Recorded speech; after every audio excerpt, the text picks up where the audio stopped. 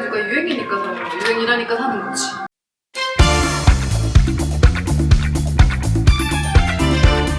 책을 매년 사세요?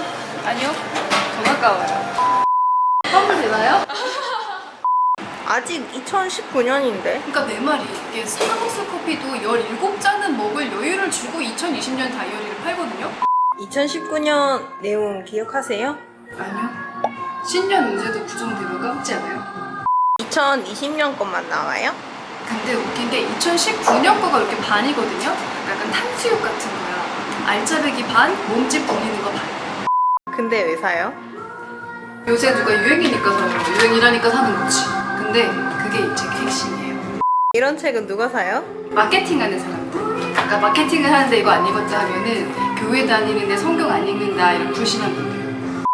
그 책은 뭐가 좋아요? 장명 맛집. 이름을 진짜 잘 갖다 붙여요. 이러다 협찬 끊기는 거 아니에요?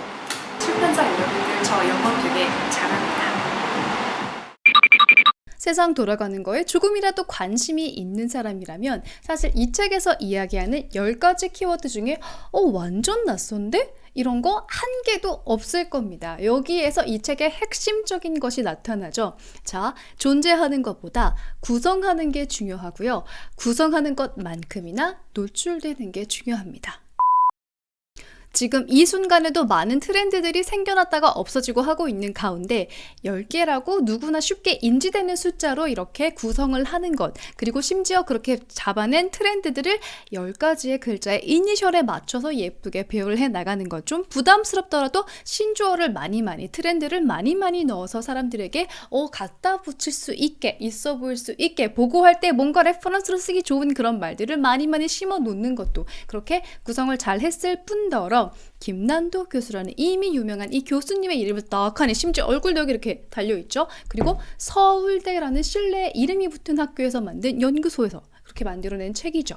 그리고 정말 빨리 선점했고요. 이 책을 쓰는 게 그렇게 어중이 떠중이 이상한 말은 아닙니다. 엄청난 자료, 엄청난 회사, 엄청난 광고, 제품, 무수한 것들을 다 분석을 낸 객관적이라는 신뢰성을 얻어서 만든 책이고, 그렇게 많이 노출이 되다 보니까 이 책은요, 제 생각에는 김난도 교수님이 개인적인 범죄를 저지르지 않는 이상은 쭉 잘 팔리고 많이 팔리고 오래 팔릴 겁니다.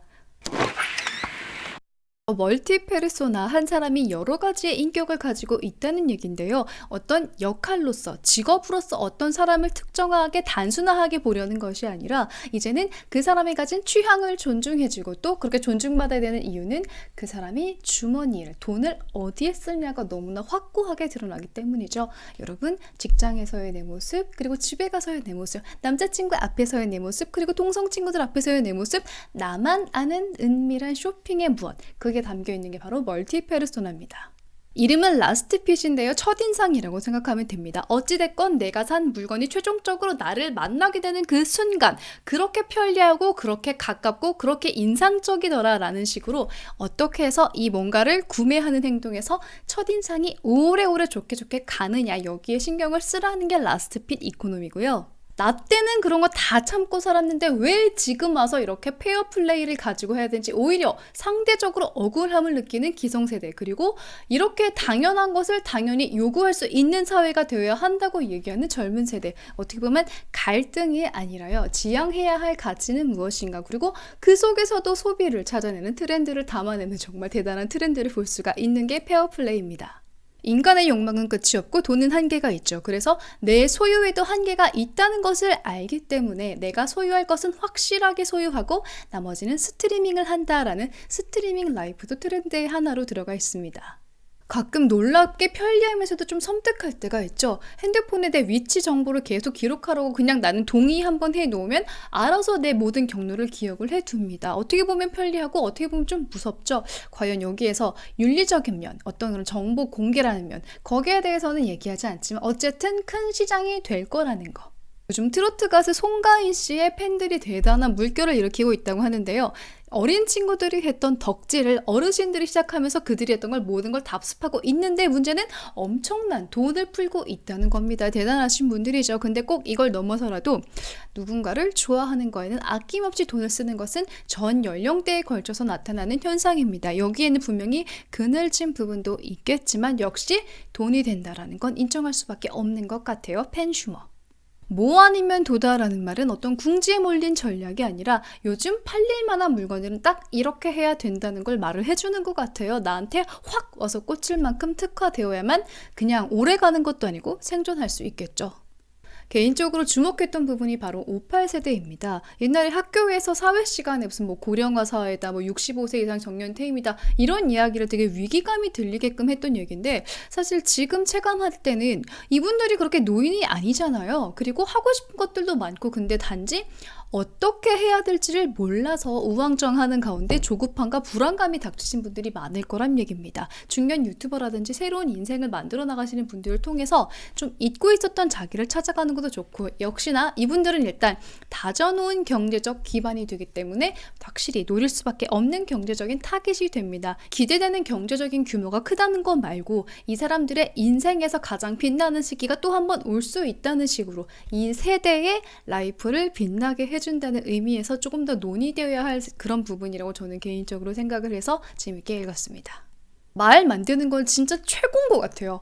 편리미엄. 무슨 뜻인지 설명 안 해도 알 것 같은 이 직관적인 느낌 있잖아요. 사람들은 내가 갖고 싶은 것을 사는 것도 좋아하지만 내가 느꼈던 불편함을 해소시키는 데에도 돈을 이미 많이 쓰고 있습니다. 마지막은 업글 인간입니다. 사실 좋은 일이죠. 개개인이 뭔가 조금 더 나은 내가 되고 싶어서 나한테 투자를 하고 뭔가 배우고 돈을 쓴다는 얘기니까요.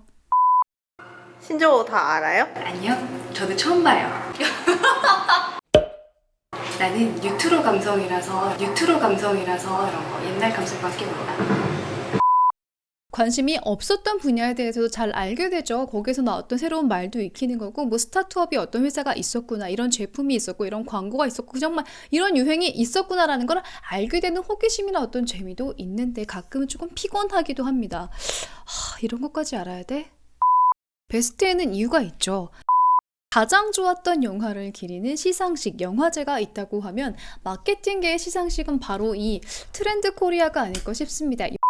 2020년에 예측된 키워드를 이렇게 내가 하고 있는 것과 조합을 해서 뭔가 쓴다던가 아니면 새로 시작을 해보는 것도 좋겠지만 가장 베스트는 누구도 예측하지 못했던 2020년에 신규가 돼서 빵 터트리는 거겠죠. 근데 그건 너무 어려우니까 우리는 트렌드라도 따라가 보도록 합니다. 소비자의 한 명으로서는 세상이 이렇게 돌아가고 있었구나 정도로만 보면은 굉장히 재밌게 읽을 수 있고 와 이것도 유행이야? 이런 것도 알아야 돼? 라고 생각하면 피로감을 받을 수도 있는 책 트렌드 코리아 2020 책 리뷰였습니다. 생기뷰 재밌게 보셨으면 구독하기 누르는 거 잊지 마시고요. 우리는 자주 만납시다. 안녕.